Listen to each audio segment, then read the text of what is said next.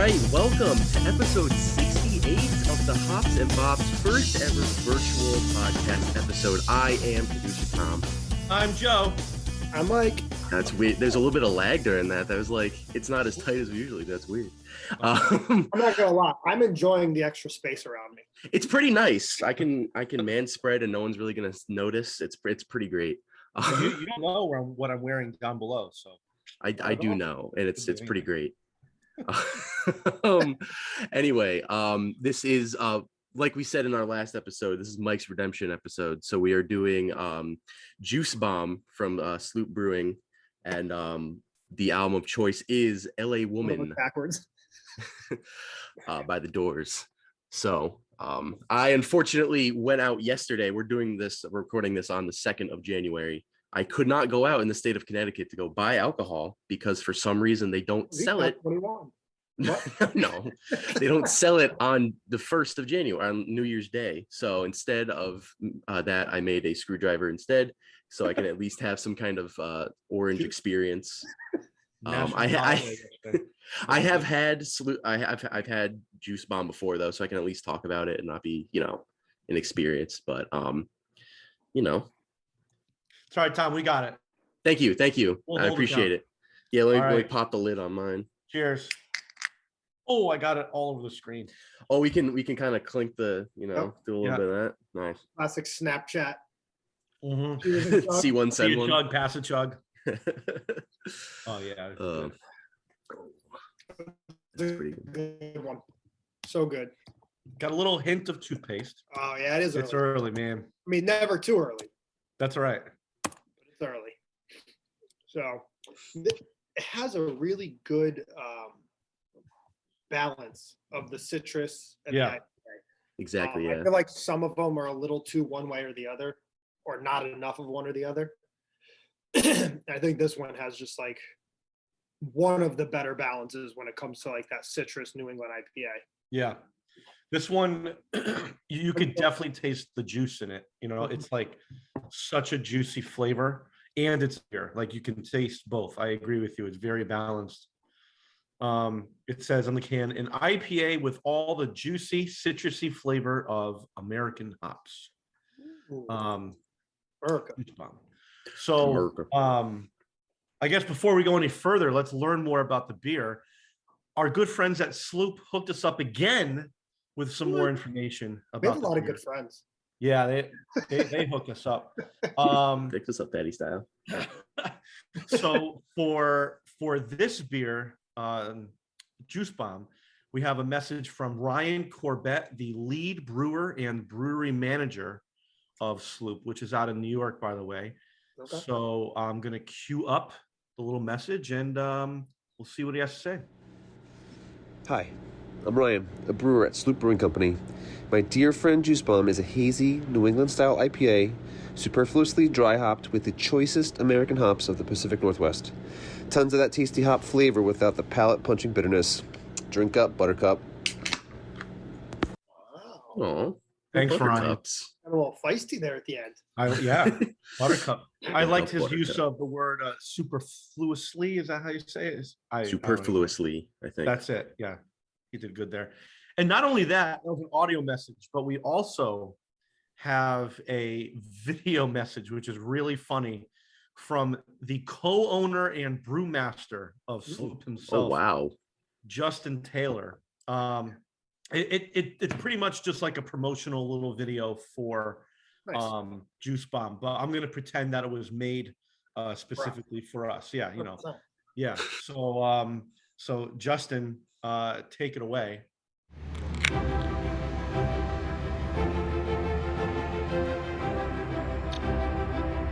Juice Bomb.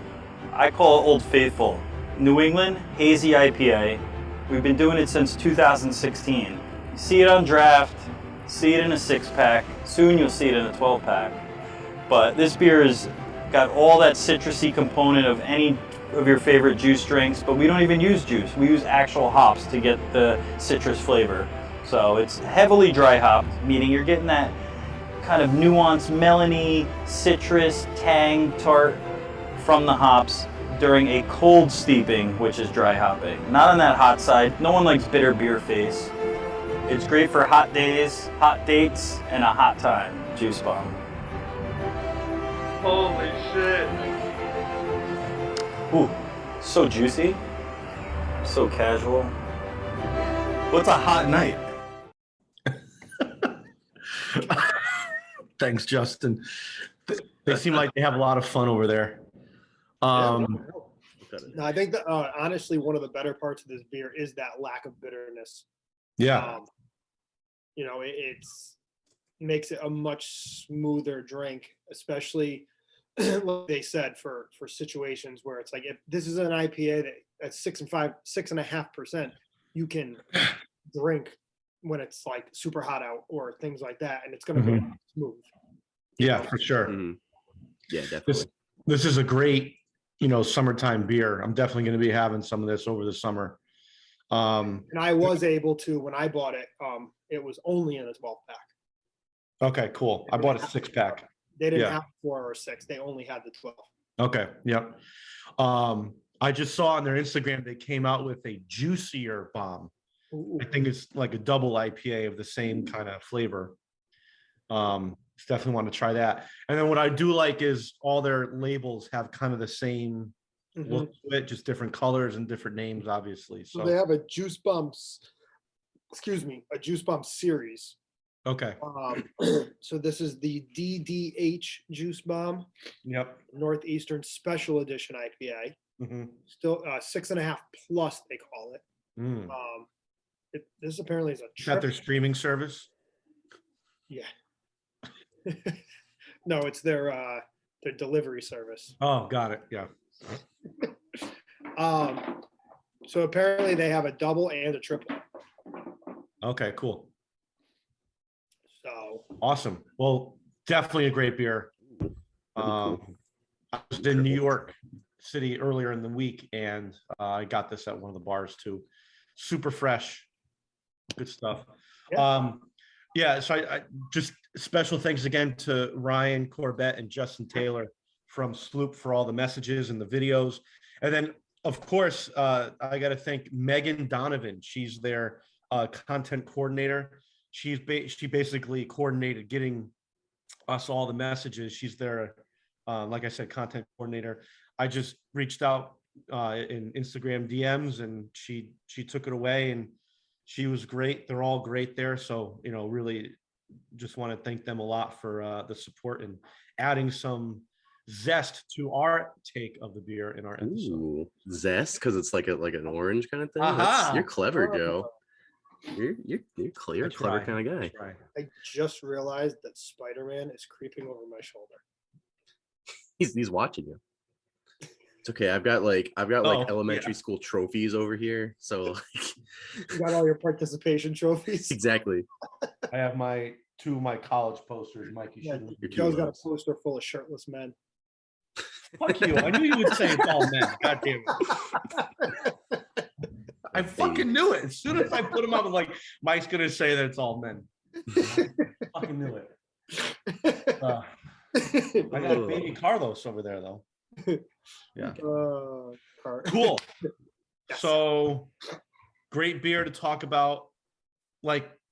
Is this our first classic rock album? Maybe? No, we've done we did Van Elton John. Yeah, We've done Van Halen. Yeah. Yeah. Sure. Well, it's our first one in a while. Is this our oldest album? 1971. Possibly. I don't know when Yellow Brick Road was out, but I'll look that up as you guys speak. yeah, We are oldest. But this is my classic. This was it wasn't their final studio album. It was their final studio album with Jim Morrison. They put out Other Voices later on that year, which was a collection of songs they wrote, and actually the rest of the band sang and everything else shortly after his death. But LA Woman, in my opinion, is probably the heaviest Doors album, if you can even say that, because they're not a heavy band, but it's much like grungier and dirtier and a little more raw.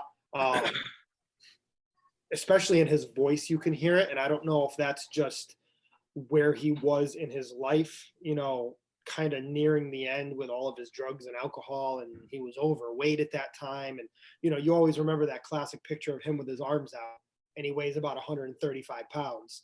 And, you know, he was like pushing 200 by the time this album came out, with his big beer belly and big grungy beard and everything else that you kind of didn't recognize Jim Morrison for.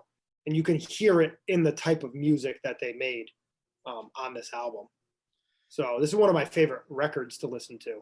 Actually, me and Joe threw it on, and we were listening to it, and love vinyl. Yeah, absolutely. So I do love this album, though. It starts off with Changeling, which I think is a great intro to the album. Kind of comes in, sets the tone of the album, comes right in with that heavy organ kind of slide, and it's an organ heavy song. I mean, vocally, you got to take every Doors song for what it is. Jim Morrison was not a vocalist. He was a poet that had some stage presence later on in his career, and they said, "You're going to sing." You know, but I thought it was a good way to open the album, set the tone of the album. I mean, it kind of fit right along with everything that else you were going to hear.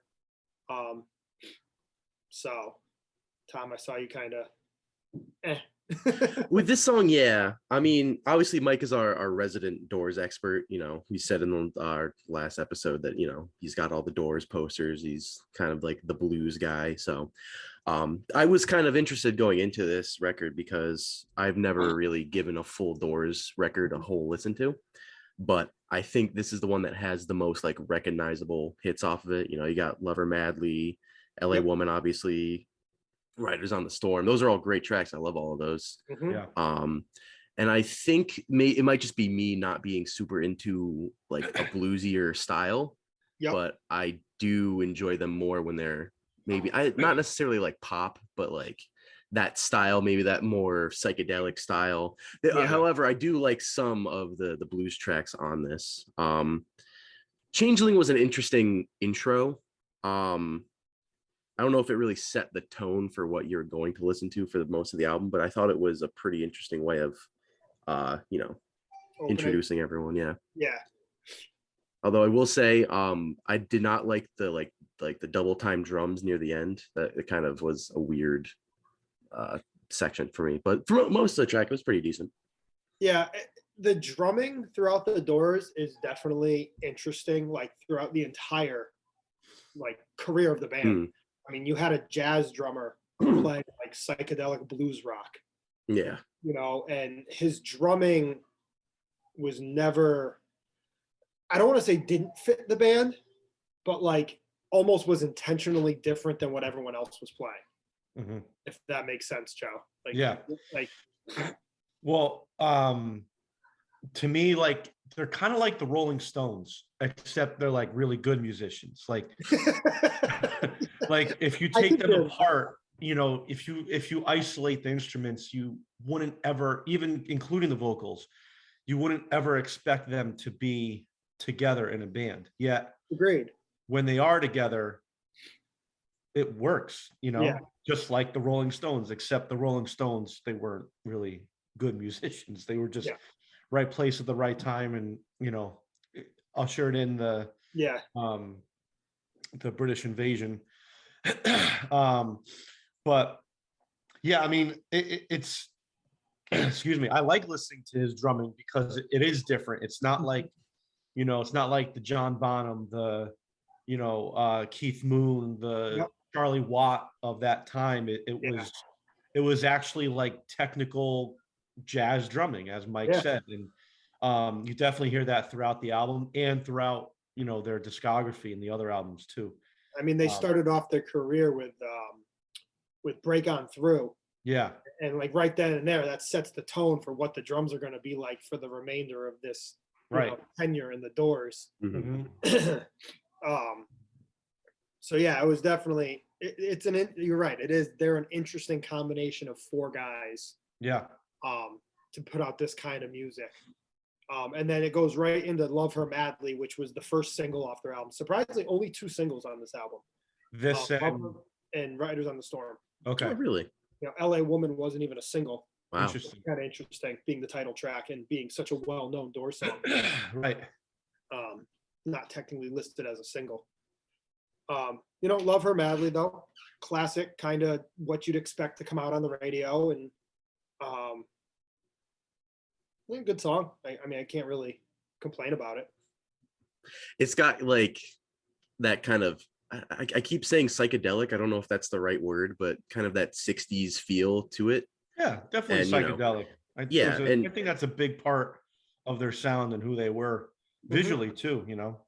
yeah, and And they were always on drugs, so Yeah. yeah, they right place.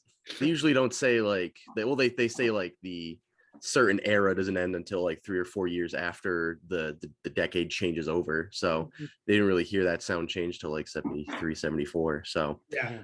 no, this song is great. I think they come together a lot better on this. I think the full sound of the band is utilized a bit better on this track than on certain others on this album. But you know, it's a classic. I can't even argue with that. Yeah, I mean, I don't think there's any song on this album that's gonna blow you away. Like, you know what I mean? Like, it's just a pretty consistent album straight through. Like, I Mhm. don't think it ever drops off. Like, granted, there's not a ton of songs on it, so it doesn't really have that time to like, hey, this half was really good. But you know, you have your side 1 and side 2 back then because you had the album, and I think it was a pretty level album from start to finish. Like, I don't think it ever like peaked or it ever dropped off. But it kind of just rode, you know, right through. You know, you got what's that? I made a Doors pun. I said heard through it, I the heard it. storm. Yeah. It's pretty good. Been down so long. Yeah. Blues Just- song. yeah, That's what it is. It's just like a kind of no content blues song. yeah. He's got a lot of stank on it. I like how Yeah. mad he sounds. Yeah. So goddamn long.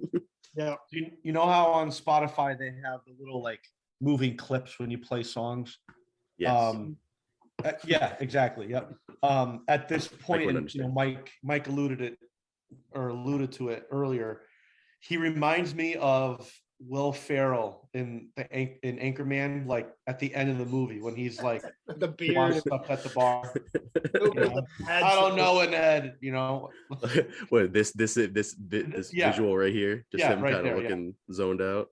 Yep. Yep. And then how he looks or how he sounds when he sings too. Like you could just see him like, you know, like stumbling on stage. Yeah, And I think too, like, you can definitely tell that I mean, anybody who does something over and over and over and over and over should eventually get somewhat better at it.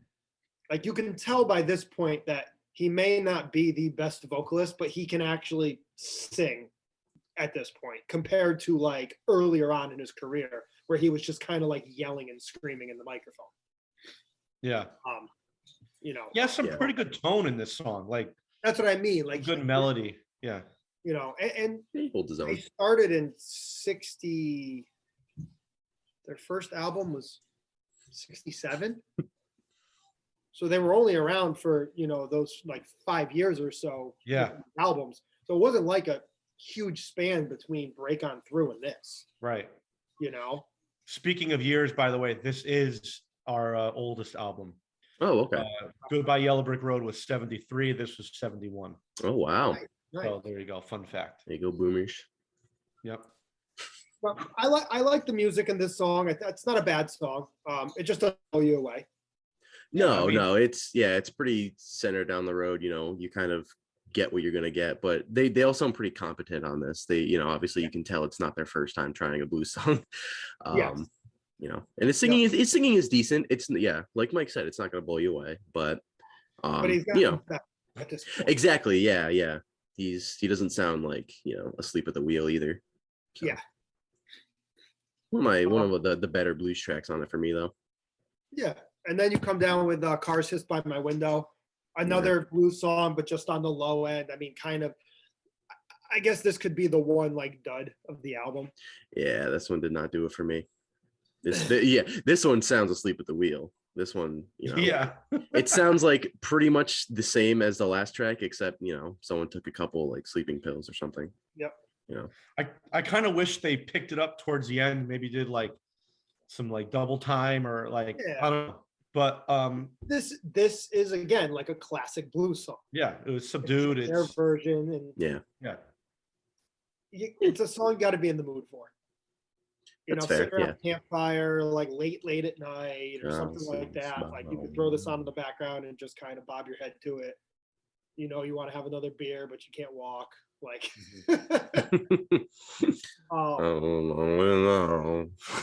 yeah. Does it need to be 4 minutes? Nope. No. That might be the killer on it. If it was short and sweet. It's also tough because LA Woman comes right afterwards. Yeah. And so it kind of picks it right back up. So it's hard to like have that kind of sleepier track right after or right before this. I wonder what sorry, Mike, go ahead. Oh, go ahead. I wonder what the breakdown was for tracks on like the vinyl sides, because So LA Woman ended side one. oh, did Okay. it? Okay. I had a feeling the Cars song ended side one. No, so But- side one comes right in with LA Woman, which Yeah. is just a fucking banger. Holy I love shit. this song. What a great song. Yeah. And it's almost 8 minutes. Yeah. But you Yeah. know what? It's a good 8 minutes because this Sure. song really does go places and it's not monotonous. No. There's a lot to it. Yeah, I love how it begins. It kind of just builds, you know. And And I'm usually not a huge fan of songs with like sound effects. Like kind of like, they open up with the car revving and all that. Like Yeah. sometimes that can be corny. Like the Yep. beginning to Dio's Holy Diver with like a minute and a half of like a rainstorm. Like Right. I always found that to be kind of corny. Yeah. Um Or like Meatloaf doing like motorcycle revving. Girls, and you got the revving motorcycle. Yep. yeah. Like, okay, guys, relax. Yeah. Yeah. But Yeah. it's short. It's only like 15 seconds. And boom. Well, it almost sets a tone. Like to me, this is a good driving song. Oh, 100%. Oh yeah, Yeah. definitely. You know, this will be a great driving song. This track to me has a lot of like, it feels like it has like electricity running through it. Like it Yeah. feels so alive in a lot of different ways. Like everyone seems like they're at their peak, Yeah.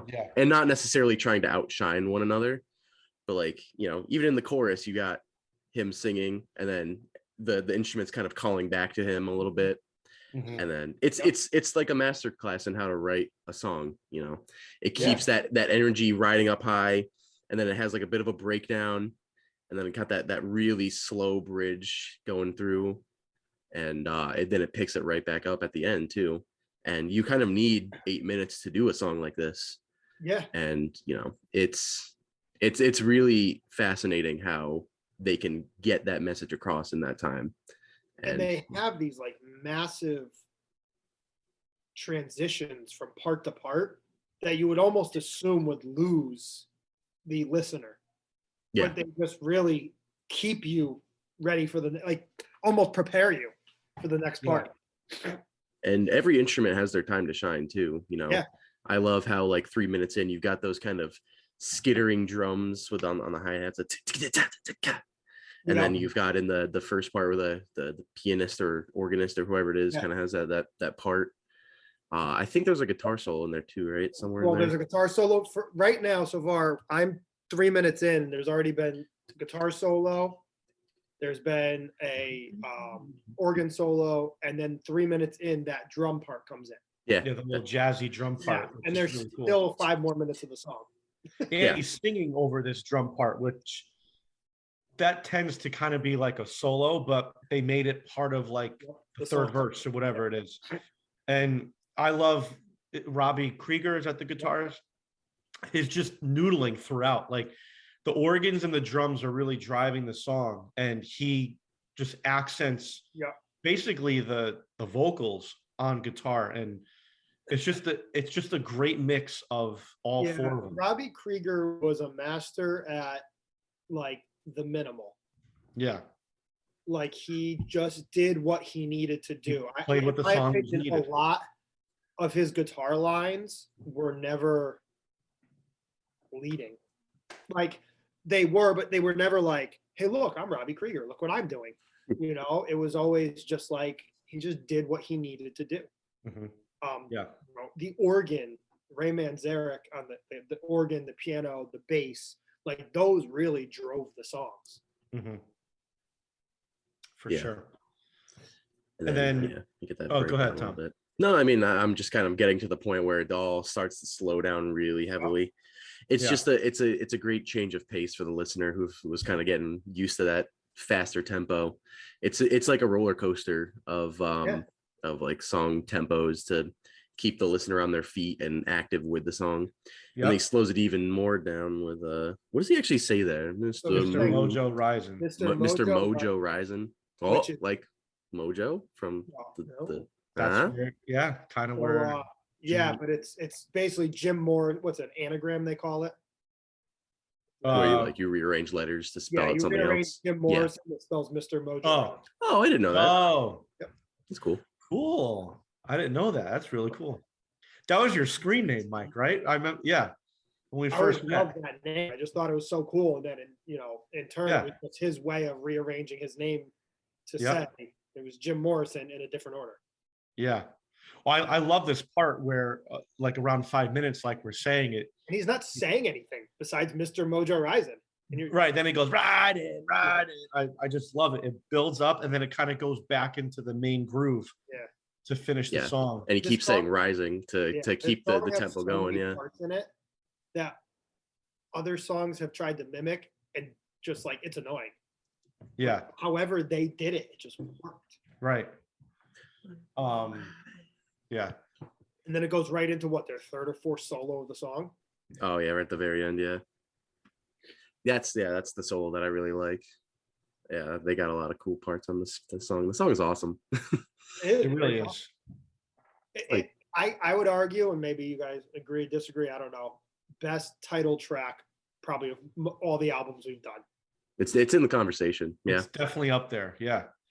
God, we've done so many. It's Yeah, like I don't know full album list of what we've No, done. but I'm just saying, like usually, I know for me at least, the title track's somewhat of a letdown. Yeah. It's never Yeah. like I remember you brought up one other time, like this was the best title track. Exactly. Yeah, that's what I'm Yeah, yeah. thinking. Like, We should do like a little like title Ooh, track look that'd be back cool. and rank we them. do like a like compilation, couple of episodes, like throwbacks here, Oh, let, me, yeah. let me do a quick scroll. sections. Yeah. Once we reach 100. There you go. Yeah, this is a great song. There's a song that has that slow build up, classic rock, like Foreigner or something.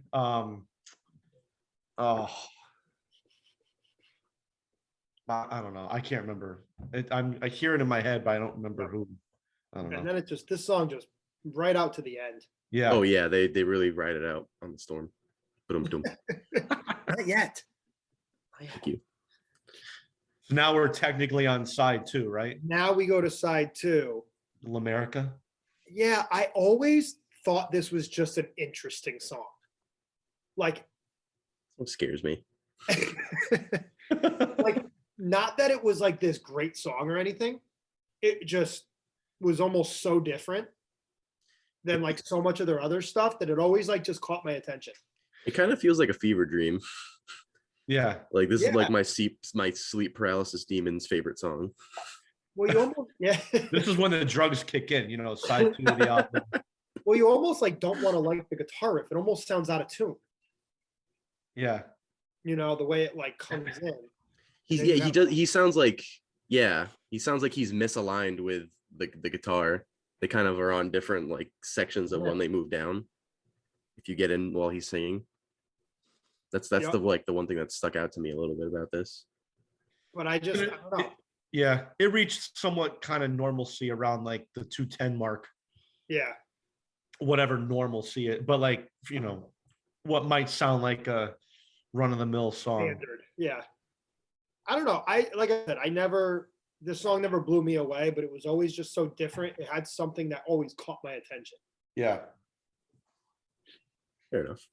All right. So, you know, but yeah. And then Hyacinth House. I love this song. This is what, like, I would assume their acoustic song is. Yeah. You know, I always loved the lyrics. I always loved just the vibe. Like it was, and it's a more standard song for them. Yeah, they really gelled together on this one. Yeah, those deep, like powerful vocals that he kind of comes out of nowhere with. Yep. Hold on. Yeah, the only thing that I can knock on this song, and I love this song too, just the vocals are a little bit like boring, but not in this like it's hard to put because like obviously Jim Morrison, like you said, his vocals aren't really like, you got to take them for what they are. Yeah, but it just kind of like you're waiting for him to kind of like hit a power note. Yeah, exactly. Yeah, or but like I mean, a first step. Yeah, this song doesn't really call for it either. You know, Yeah. It kind of matches the same vibe. This is like the good drug song on the album. Yeah, this is when the mellow comes out and you're like, oh, okay. Yeah. If America was kind of like, you saw a pattern on the wall and it turns into like 100 spider eyes and crawls all over you. This is like, oh, you're watching like Netflix or something and you're eating pizza. This is nice. Super great mellow track. Can't beat it. No, I did. I always loved this song. I have a random question. Okay. I always thought it was interesting that it just says Doors on the album cover and not The Doors. Mike, do you know any reasoning? Like, did they drop the at some point? That I'm not sure. I do know that one thing that Jim Morrison did not like was when they would be called Jim Morrison and the Doors. Yeah, I don't know why it's just Doors. Yeah. I don't know. I just thought that was interesting because, they have that iconic logo where the two O's look like screws with the diagonal lines. And I know that says The Doors, and then like on Spotify, they're The Doors. Yeah. No, I just thought like on their last album, it just says Doors, Yeah, I don't know. I know. Never really even paid attention to that, honestly. Yeah. That's what I do. You know me. I pick up on that stuff. That Hyacinth song was good. I enjoyed that. Next one, Crawling King Snake. Another blues tune. Another blues tune. Nothing really much to say about it. I mean, it's decent. I like it better than Car Hiss by My Window, but it kind of had a bit more of like a bossier attitude to it. John Lee Hooker was a writer on it. Ooh. Oh, a little more classic blues. Okay. Of this song? Yes, of this song. Cool. Yeah. Nothing too much about it. It is what it is. Just kind of like you said, more of the same. Yeah. Not in a bad way. I thought it was a good compliment song. Again, 5 minutes. Keep it short. Kind of drags a little bit, yeah. The Wasp, that was kind of an interesting track, kind of spoken wordy until the choruses. Yeah. I'm sure there's some kind of meaning behind it. It fits in with, the blues and, grungy kind of feel that they were going for. Yeah. I like the parts where da da da da da da da da da da. Yeah. Yeah. It was just like a break best, from, where they were going. I mean, it wasn't a bad song though. Lyrically, are they referring to like racial stuff? Because WASP stands for White Anglo-Saxon Protestant. I would assume so. And, back then, that was like basically you're a racist. I don't know if it was like a racial undertone song. I don't know. I never really looked into it. Wrought iron souls. Texas radio and the big beat. I kind of like that. Like that's like kind of a cool band name. Texas radio. And what was it? Basic beat. The big beat. The big beat and the big beat.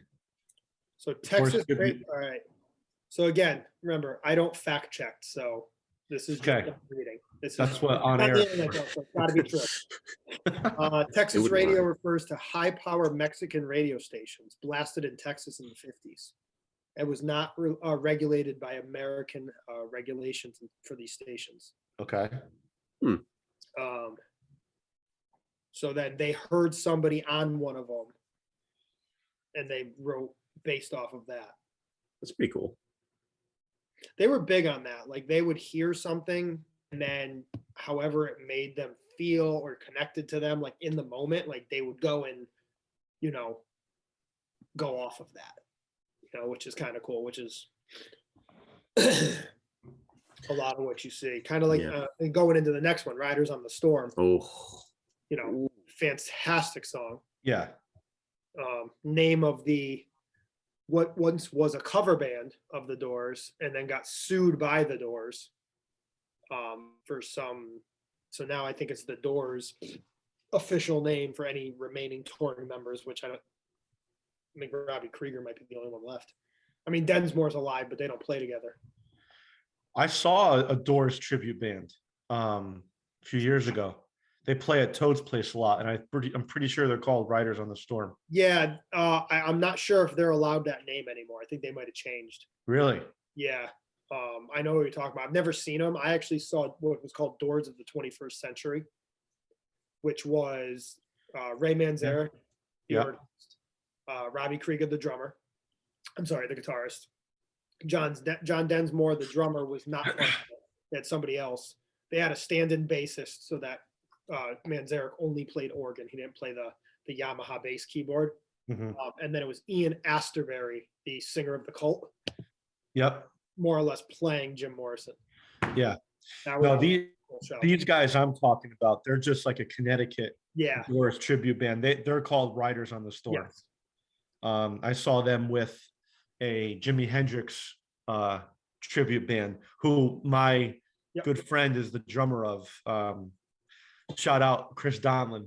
Yeah. That was a cool show. But the singer like actually does Jim Morrison stuff. Like he'll gets drunk, collapses on stage. It's pretty wild. Plays the part. Yep. that's good. Yeah, no, this song is fantastic. I have yeah. no bad things to say about Riders on the Storm. No. Oh, Bye, Joe. Joe, no. That's all right. And again, talking about like the No, you're good. I just realized, like, as I blow my nose, you probably don't want to hear it, and then I realized you probably don't want to see it either. So, Joe, I would love to see you blow your nose. I did it once before. You could do the playback. I did. I did. shouldn't do Well, that. I'll put some instant replay on that. yes, some slow mo mucus cam. And for John Madden, as Yeah, you can see here, some yellow lines. yeah. I'll be the thumbnail shot. He got the left nostril right here. Boom. Anyway, yeah, there's just nothing bad to say. It's a great song. no, I like the consistent rain throughout it. It's like a cool, like, kind of background sound that, I don't know, it helps you like focus. Oddly, it's weird. Yeah, Yeah, it's kind of got that, persistent rain sound in the background, which I think is part of the Riders on the Storm aspect to it. I think that's really cool, and it's not like super, corny or way too involved. It has it at the beginning for, like 10-15 seconds, and then at the end for the last couple seconds there too. So it just kind of feels like it comes in on a cloud, just rains on you with this storm of really cool music, and then leaves with the rest of the album. Yep. So in that concept that it plays with too is really cool. I think they played that off really well, and it's got to be one of the best closing tracks from an album too. yes. And again, everybody just played their part. Yeah. Yeah. The organ really shined on that, though. I agree. Yeah, it's kind of a cool way to, organ doesn't always get that time. And, on the last track on one of their biggest songs, he definitely got his time. It's really shimmering, I'd say. Yeah. Cool. Is it in stereo where you can because I only have one AirPod in, where it like kind of comes in from the right to the left and the little Yeah. Yeah, I always thought that was really Pretty cool. sure. Let me, like, at the end there, Tom, you're saying? Well, it's in, I think it's in the beginning too. They kind of sparse it in different places. Shit. And I think one of the most underrated parts of this whole song is the drums. Yeah. It's at 425 if you're interested. His Yes, I'll agree. They're really nice. what he does with such a light drumming style and the accents, like where they're dum dum ba ba dum dum ba ba dum dum ba, like he's not quite playing with like with the rhythm, but he's playing a little bit off of it in certain points, and he's accenting certain parts of it, and it's all just so light and almost like kind of fluffy and like, yeah, He played what the song needed. exactly. For sure. That keep the organ part though, it is only in one. It would have been cool if it kind of traveled through both. Yeah. But Mhm. oh well. When I was when I first got my license, I listened to this song whenever it rained and I was driving, and it was just like the perfect vibe fit. I still do, to be honest. It's just it's a lot of fun. That's cool. Awesome. There you go. LA Woman by The Doors. Yeah. Yeah. You want to rate it? You want to drop a hot rating? Track Or first? excuse me, sorry. In my virtual haze, I must have it slipped my mind. You know. Let's go over our favorite tracks. Favorite track, Mike. Take it away. It's your pick. It is. Favorite track,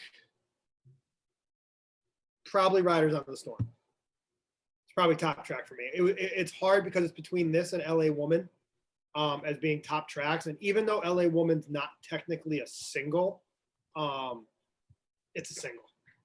Yeah. Yeah. I mean, there's no saying at this point in today's world. Yes, it is. It's a single. So really, that was my fight between those two. But just Rise on the Storm, another 7-minute song. I mean, so it's not like it's any shorter or anything. It was a hard one, but I think this is it. That's what she said. It was. It's cool how they ended both sides of the vinyl with a really long song. You know, that's kind of risky, you know, but I think the payoff is there. So my top track is the other one, LA Woman. You can't really go wrong with either one. I enjoyed the ebbs and flows of LA Woman more. I like the build up. I like the slow down. I like the building it back up. And it's a little more organized chaos. Yeah. And then the shouting part, like Mr. Mojo rising, riding. I love that part. It's a really fun part, and great driving song too, which I love the drive. So LA Woman for me. Yeah. I mean, I'm, right with you guys. It's got to be either one of those two. It's kind of funny how both of those are the 7-minute tracks, and usually we kind of clown on tracks for being way too long, but in this case they kind of had to. Yeah. I don't know which one I'd choose. I think I would go with Riders on the Storm. It just kind of has that mystique, kind of cool vibe to it that I really, really enjoy. But again, you can't go wrong with either of them. Yeah, definitely great driving tracks. Definitely super classic songs that deserve to have their own, pedestal. Mm-hmm. My least favorite track though, I think I'm gonna have to go with L'America. It didn't really fit the same vibe as the rest of the other tracks did. It had some kind of weird off-kilter sections to it, which if you kind of want that vibe switch, then that can be a positive, I guess, but it just didn't really work with me. And that the build up that works on other tracks didn't really work with this one, in my opinion. So yeah. Makes sense. Yeah. I feel like I'm gonna go with Cars Hiss by My Window, and not because it's a bad song, honestly. I think it was a little bit shorter, and you're in the right vibe. I mean, it's a good blues song. I just feel like going from Been Down So Long to that, and then LA Woman, it was just kind of a low point that maybe was a little unnecessary. So that's kind of where I'm saying. I can see that. I kind of felt that Cars Hiss by My Window was almost kind of needed by that point. It was a good kind of mixture of tones and vibes at that point. And I just thought it was like a welcomed simmer down before LA Woman. Okay. And I actually kind of liked it. But I'm going to actually agree with L'America. I know you said, Mike, and I agree. It is different. But I don't know, out of all the tracks, it just was the least one that I connected with. So L'America is mine. Nice. Sleeper. Sleepy Dark Horse. Dark Horse. First ones of 2022. I think I'm going with Hyacinth House. Yeah. Agree. Yeah, I'm Make it 3 for going 3. with that. That's a good song. You get a three-peat on that one? We got a threesome on this track. Oh, I was gonna say the same thing, it's definitely not the biggest track for them. It's not one of the 2 singles and one of the third singles that probably should have been a single. Yeah. It's got this weird, like, not like holy, but it's very like shimmering and kind of grand in its presentation, and I think that's really cool. It's not really a sound that they revisit on this album, and super low key, but it kind of needed that. Yeah. and for me, that's why it stands out to me, because it's different for those reasons, because it sounds so mainstream for them that like they actually did a really good job with it. Yeah. Yep. No, I just thought it was a really well written and organized song, especially being, like we said, a little more on the poppy, like standard side versus what we just heard with LA Woman and what we're going to hear with Riders on the Storm, which is like classic Doors. Right. It's always been, since I first started listening to them, always been one of my favorite songs. Mm-hmm. Cool. Awesome. Rating? Now it's time for that. Now we give it a rating. All right. Go ahead, Mike's Mike. all you. I'm gonna give it a 7.5. Like I said, it's not an album that's gonna wow you. It's not going to, I have to listen to this album. I think it's one of the like I said, grungier Doors album, has a little bit more of that kind of rock tone, especially with that blues undertone a lot of the songs have. It stays consistent throughout. It's not an album that's going to, like I said, wow you, but it's also not going to really have any major disappointing sections. So I thought it, especially for a final album, again, I don't intentionally, it wasn't the final album. Although he had moved to Paris at this time and was kind of taking a break from the Doors because they had done so much in a short amount of time.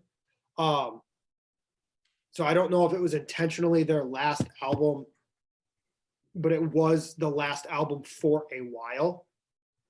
And then he ended up, passing away. So I thought, it was a good turnaround from some of the stuff that they had started to go towards with like Soft Parade, a little bit more horns and poppy and things that people were a little iffy with. So yeah, just an overall good album. So 7.5. I'm kind of in the same area. I'm giving it a 7. I enjoyed listening to it.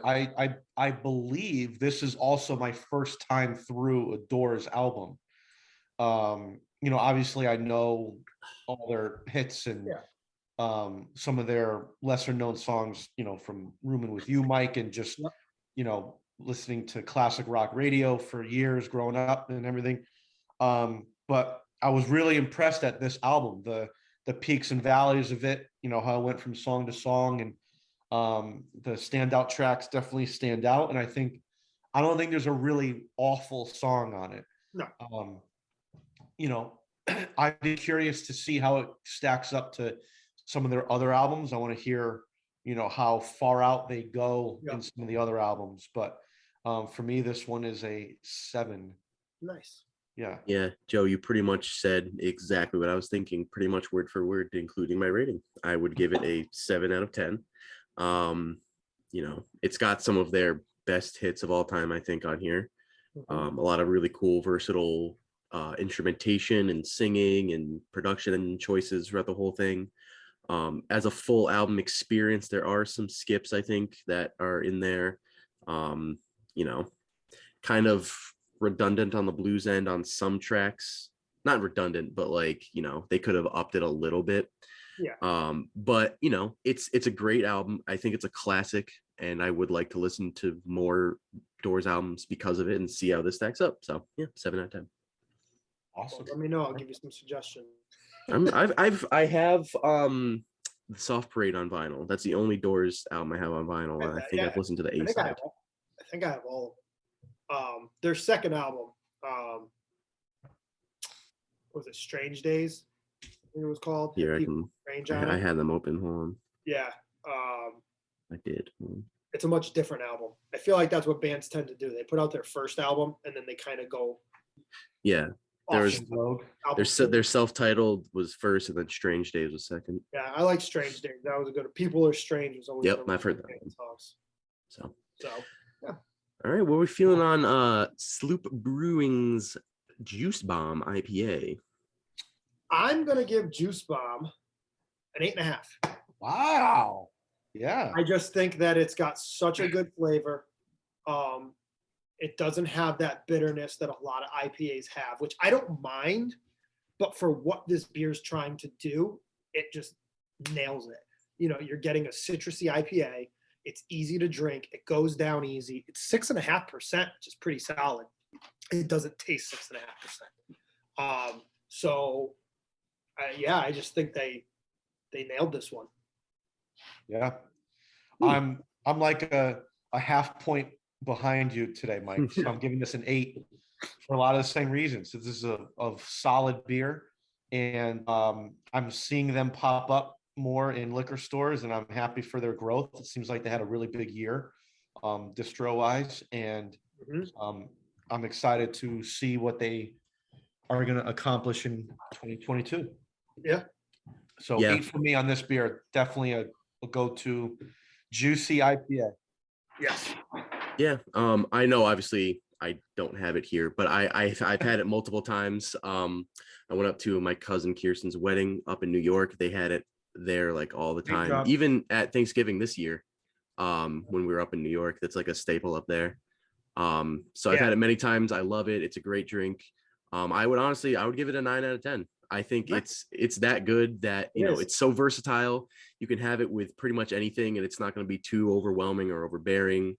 You know, it's got a lot of cool aspects to it, and you know, we've had you know, citrusy like orange beers that kind of overdo it in some aspects or don't really have that same level of it, but this it's a perfect blend of everything you really want out of a beer. And you know, I'm gonna give it's not like the upper echelon. It's not my favorite beer of all time, but it's damn close. I would give it a 9 out of 10. Yeah. It was funny you mentioned your cousins, because I'm sure Joe saw it, and I don't know if you did on Snapchat. I posted the picture of my fridge with all my beers lined up, and I've been winning a lot of fantasy bets lately, so I've got a lot of random 4-packs. So I just had them all organized. And Tom, your cousin Kurt, commented on the picture like instantly and was like, oh, Juice Bomb, that's one of my favorites. I love it. Blah blah. And like the next day, he posted a picture on Snapchat and he was drinking Juice Bomb because it's big up there in upstate New York. Yeah, it was awesome. Funny. We should go one day. That'd be fun. Yeah, maybe we could do a little in-house. A little bit. Sounds like they're cool people. Could be Hall of Fame worthy next time we do a round of honorable mention. Could be opponents, maybe. Sweet. Good shit. Also, real quick before we go, take us out, Josad. Before we go, I did find on Spotify that they have been doing a bunch of remasters and stuff of The Doors LA Woman, and so they put out the Changeling 2021 remaster, the LA Woman Part 2, which is a Part 2 I didn't know about, and Riders on the Storm Sunset Sound demo. So that just came out this year, so they probably just put out a whole bunch of stuff, cool. which is pretty interesting. But that's about it. That's all I wanted to say. Nice. Okay, cool. Tom, next episode's your pick. What are we doing? Episode 69. We didn't really have a super big. We wanted to do something, but this kind of came around. So it's finally my time to do one of my most anticipated albums of 2021, Silk Sonic, An Evening with Silk Sonic with Bruno Mars and Anderson .Paak. Get excited for that, and we're going to pair with it. I actually have it this time. Motion Machine, and it's not from Thomas Hooker. It's from Relic Brewing, but it's brewed at Thomas Hooker Brewing Company in Hartford. So those are our two choices for next episode. Well, it is a sexy album, so it makes sense to drop it at 69. So it is. Yeah, it's hot. Well, good shit. Can't wait to talk about those next episode. So. Thank you again for listening to us. We've been the Hops and Bops podcast. Once again, just a huge thank you to Meagan Donovan from Sloop for hooking us up with all the information on not only Juice Bomb, but No Santa as well. And also special thanks to Josh, Matt, Ryan Corbett, and Justin Taylor from Sloop. You guys are all great, and hope to be in touch about some stuff in the near future. Did he have two first names like Ricky Bobby? Josh Matt, yeah. That's what I thought too. Josh Matt, yeah. But yeah, so keep checking us out. We're just getting our new year started. We're excited for another year of hops and bops. So stay with us, tune in with us. Follow us on Instagram, Facebook, and TikTok, and we're streaming on Spotify, Apple Podcasts, and check out the YouTube channel for all the video content. For Mike and Tom, I've been Joe. We'll see you next time.